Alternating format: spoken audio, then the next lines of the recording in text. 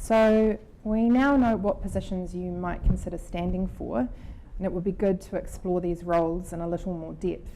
Marguerite, at the governing body level, what can a candidate expect if they were successful, and what kind of decisions are they responsible for? Thanks, Tamsin. So the mayor and the 20 councillors together form the governing body.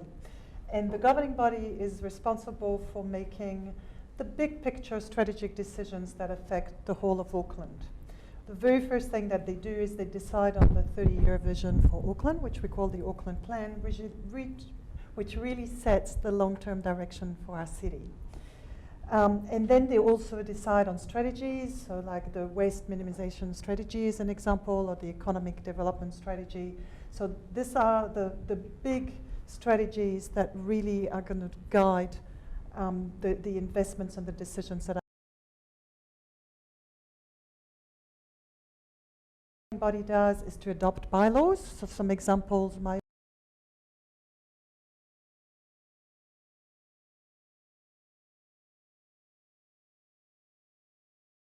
when can you walk your dog on the beach, and what can you and cannot you do with your dog. A big part of the governing body role is to decide on budgets, the 10-year budget, which we call the long-term plan, and also annual budgets. And it is the governing body that sets the rate for Auckland and what Aucklanders will pay. They also monitor the performance of council and controlled organizations, what we call CCOs. So they make a whole lot of other decisions that affect the myriad of services that Auckland Council delivers, and it can be bus timetables, it can be around libraries or public transport more generally. Big investment decisions that are made at the governing body level. So in terms of the commitment, the mayor's role is more than full-time, really. It is a significant both professional and personal commitment, certainly more than 40 hours a week and pretty much 7 days a week. And the mayor has an office that supports them to operate. And that mayoral office, by law, has a dedicated budget, which is there for the mayor to be able to exercise their responsibilities. The councillor roles are also full-time, and they're both daytime and evening commitments. The mayor and the councillors attend many meetings, really, all the meetings of the governing body and its committees of the whole, other committees, workshops, panels, all kinds of meetings where you spend a lot of time in the town hall. The workshop, for instance, are organized to brief elected members on different subjects that they have to make decisions on. And elected members, also councillors, like all elected members, attend public events and deal with constituent queries and engage with the communities. So it's very much a public-facing role. And there is a myriad of other things that on an ad hoc basis they will be asked to do. So as the person in the room who has been a councillor, Michael, what does this look like in reality? What can someone expect? Yes. Yeah, I have had the privilege of being a councillor, and I think to reiterate a couple of those points, it's regional decision making. It's not particularly local decision making, and it is at that crux of that governance role. It's really cool. You do have a day lined up full of workshops, committees, subcommittees. You get to sit alongside incredible staff and really work through those big policy, meaty issues. So I definitely agree that it's more than full-time. And I often describe being a councillor as it can be the most frustrating environment you're in, but it is also the most rewarding. And I think your ability to level up and be involved and put your thumbprint on the regional growth of the city is a really neat part of it, and that definitely outweighs all the rest of it. So as a regional decision maker, you are based in the city a lot of the time. You have offices here. You're always you've got buckets of reading to do, and you're always trying to think a couple of weeks ahead about the decisions you are about to make. So So trying to get familiar with the issues around them, and 80% of the time they're not in your ward, so you're doing a lot of travelling around and just trying to best represent your ward or your community at that regional level. So you definitely have events most nights and in the weekends, so it's certainly a bit of a lifestyle. I would say there might be some other councillors that don't quite put in that work, but we won't go there. Yeah, let's not go there. Yeah. So thank you, Michael. So Louise, in terms of this at the local board level, is it similar? How does it differ? What can people expect in terms of the responsibilities for delivering plans and priorities to their communities? Yeah, thanks, Tasman. So look, the local board role is really about local civic leadership, and local boards are responsible for decision making on local activities, issues and services. So this might be things like planning or upgrades to parks and town centres. It might be about local services at your recreation centre or at your pools or community programs, or it could be about local events, etc. In terms of other roles that we have for local boards, Marguerite talked about regional plans and bylaws, and local boards have an important role in providing local input into those plans and bylaws. So again, things like freedom camping, dog bylaws, etc. One of the key responsibilities of local boards is every 3 years to engage with their communities and develop a local board plan. And this local board plan articulates the aspirations of their local communities and is a very important part of that local board role. Local board members also work with mana whenua and mataoka. They prioritise spending of the local budget and also monitor that spending and delivery of projects. And they're responsible for building strong relationships with local stakeholders and helping to support the building of strong communities. Awesome, thanks Louise. And Simon, given you were a local board chair, what does this look like? How was it in terms of your lived experience? I guess the first thing to say, Tamsin, is that there's no such thing as an average day as an elected member, and that's certainly true as a local board member. Every day is a bit different, and Louise covered the nuts and bolts in terms of what the role is and the sorts of decisions you'll be making, but a lot of that is driven by other people. And so I guess the key bit of advice I'd give anyone thinking about being an elected member, a local board member, is you're always going to have more things to get involved in than time. And so being very clear about what you want to achieve out of your 3 years, what sorts of things are priorities and important for you and your community, and put your emphasis there. I guess also as part of that, staff are there to really support and advise and assist you, and I guess it's making that point that it benefits your community to build that relationship. Some elected members don't quite see it that way. It's your decision whether or not you take that advice, but don't shoot the messenger. Yeah. And what is it like working alongside other elected members? This is quite an interesting thing, because sometimes it's a bit of a surprise for people who get elected on a platform, but everyone gets elected wanting to achieve things, and sometimes you're on a board of 7 people.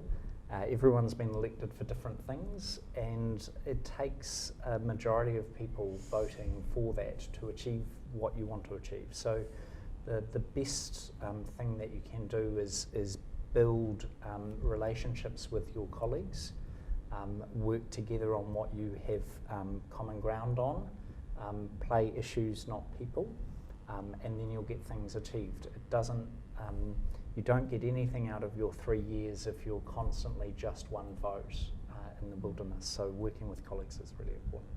And how do you ensure that you're accurately representing the views of your community? I guess it's that thing that sometimes the loudest voices, or the voices that are most readily available, aren't always the most representative, and it is a thing that as an elected member there will be people that will contact you, that will be in touch, and that's really useful to get a sense of issues and things that are out there. But the best advice I'd give you is think about who you're not hearing from. Think about which voices in the community you aren't accessing. You make better decisions when you hear a range of views, and it's always in your interests to seek them out if they're not coming to you through the door. Awesome, thanks Simon and Michael, that's great advice. So for remuneration, if successful, what does remuneration look like for elected members, Marguerite? And also I'd just like to acknowledge Genevieve, who's put a question forward for Slido, which we will get to, but just to let you know that she's asked about the remuneration for the mayor. Okay. So the remuneration for all elected members, and that's true for local bodies all around New Zealand, is set by the Remuneration Authority, which is an independent body. So the council doesn't have a say in the way the remuneration is, the levels the remuneration is set at. So for the mayor, the remuneration is been set for the new term at $296,000 per annum. And the mayor can choose to have access to a council car if they so wish. For the councillors in the new term, there's going to be a new system which hasn't been used before, whereby a minimum remuneration has been set for councillors at $106,306. And then there is a pool, a total pool of $430,000, which the governing body will choose to allocate to positions of extra responsibilities.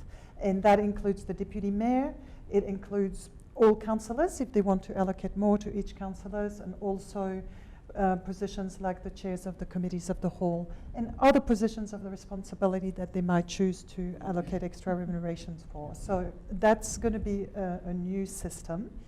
And it's a little bit different from for local boards, so I'll get Louise to explain how that works. Yeah, thanks, Marguerite. So look, for local boards, the remuneration range is different for each board. And as Marguerite explained about the Remuneration Authority, they set a ranking for the local boards, and this takes into account different factors. This includes population, the total assets in the board, expenditure and social deprivation. So that's what the ranking is based on. We have a different rate for the chair.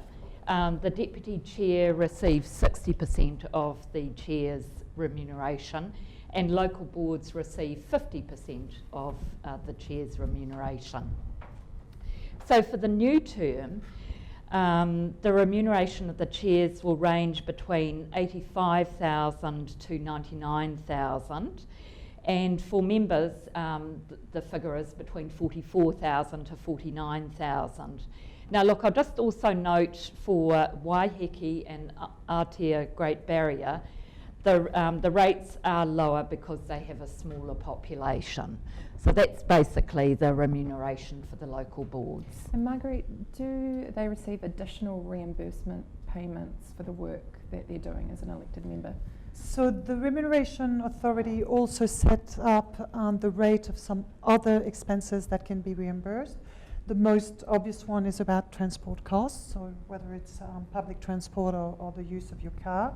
And we've got an elected member expense policy that outlines all those expenses and what elected members can claim. So that's something that we can explain in more detail when people are elected and when they come into office. But there's one thing that I think is really important to emphasize, and that is that elected members are basically considered to be self-employed. So they are responsible for their own taxes.